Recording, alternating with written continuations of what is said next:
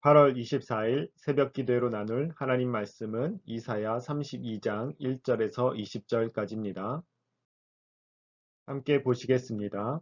보라, 장차 한 왕이 공의로 통치할 것이요 방백들이 정의로 다스릴 것이며 또 그 사람은 광풍을 피하는 곳, 폭우를 가리는 곳 같을 것이며 마른 땅의 냇물 같을 것이며 곤비한 땅의 큰 바위 그늘 같으리니 보는 자의 눈이 감기지 아니할 것이요 듣는 자가 귀를 기울일 것이며 조급한 자의 마음이 지식을 깨닫고 어눌한 자의 혀가 민첩하여 말을 분명히 할 것이라.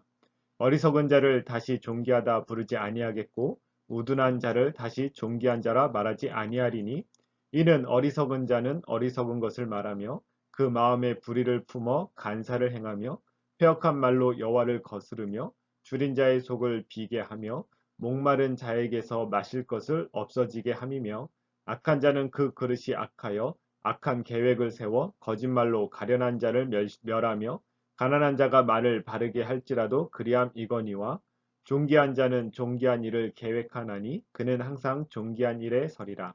너희 안일한 여인들아 일어나 내 목소리를 들을지어다. 너희 염려 없는 딸들아 내 말에 귀를 기울일지어다. 너희 염려 없는 여자들아 1년 남짓 지나면 너희가 당황하리니 포도 수확이 없으며 열매 거두는 일이 이르지 않을 것임이라. 너희 안일한 여자들아 떨지어다. 너희 염려 없는 자들아 당황할지어다. 옷을 벗어 몸을 드러내고 배로 허리를 동일지어다. 그들은 좋은 밭으로 인하여 열매 많은 포도나무로 인하여 가슴을 치게 될 것이니라. 내 백성의 땅에 가시와 찔레가 나며 희락의 성읍 기뻐하는 모든 집에 나리니 대저 궁전이 폐함바되며 인구 많던 성읍이 적막하며 오벨과 망대가 영원히 구렬이 되며 들나귀가 즐기는 곳과 양떼의 초장이 되려니와 마침내 위에서부터 영을 우리에게 부어 주시리니 광야가 아름다운 밭이 되며 아름다운 밭을 숲으로 여기게 되리라.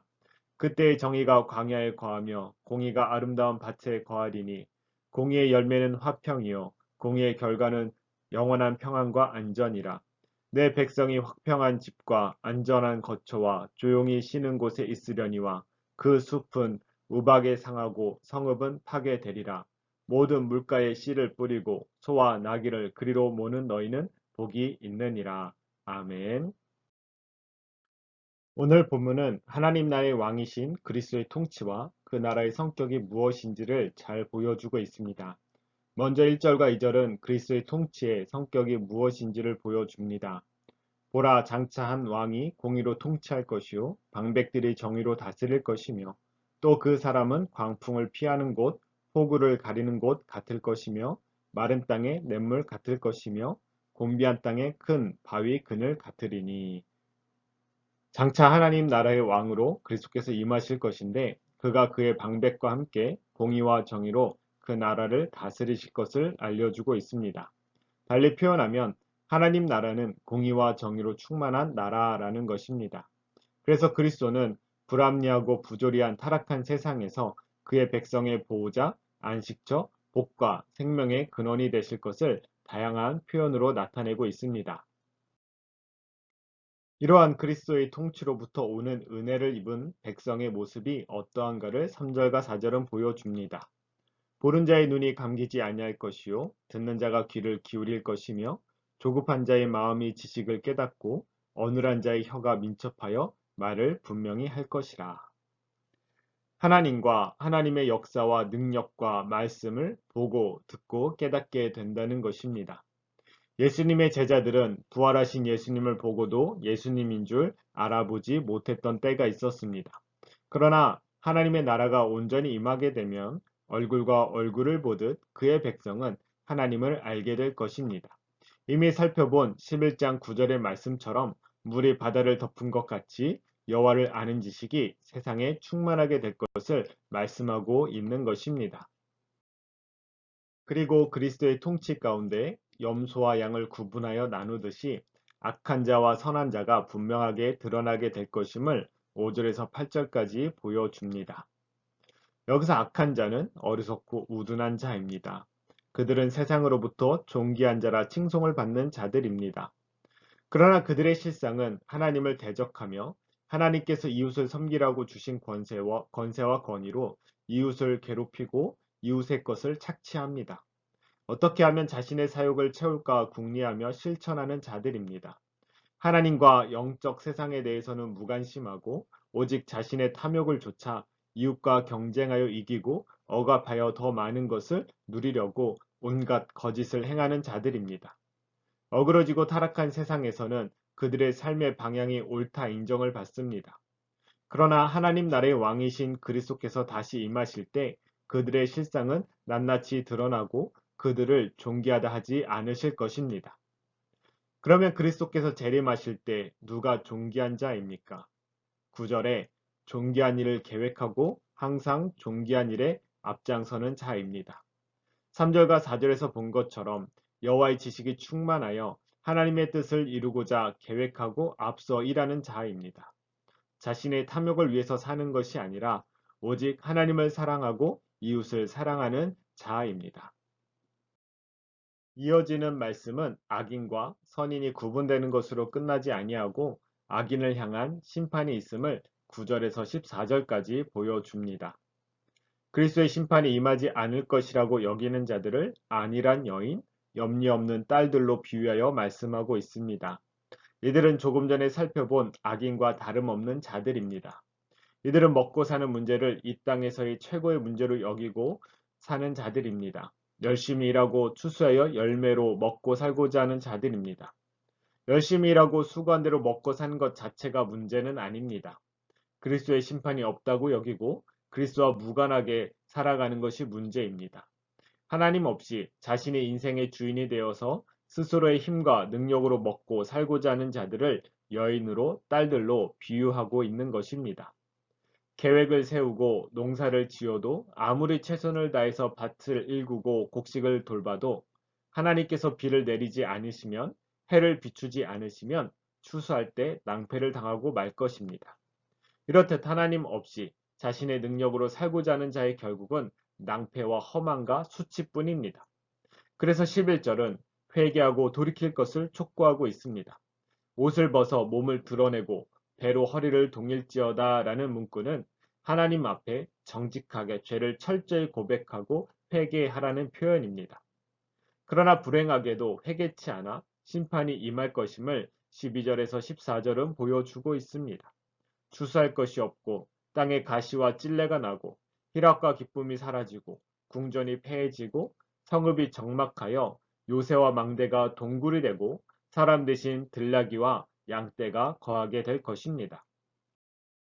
반면에 하나님 나라 백성에게는 하나님의 영, 그리스도의 영, 성령님께서 임하심으로 회복시키실 것을 15절에서 20절까지는 보여주고 있습니다.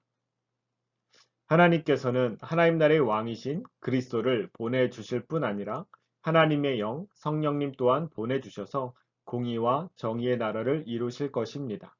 그 나라는 불합리하고 부조리한 타락한 세상과 달리 정의와 공의가 충만한 나라입니다.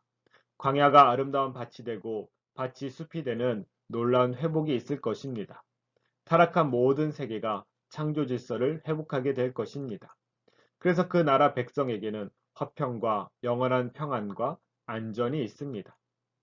그러나 이러한 회복의 완전함은 그리스도의 재림의 때에 이루어질 것입니다. 그 전에는 19절에서 말씀하고 있는 것처럼 그 나라 백성도 고난을 당하게 될 것입니다.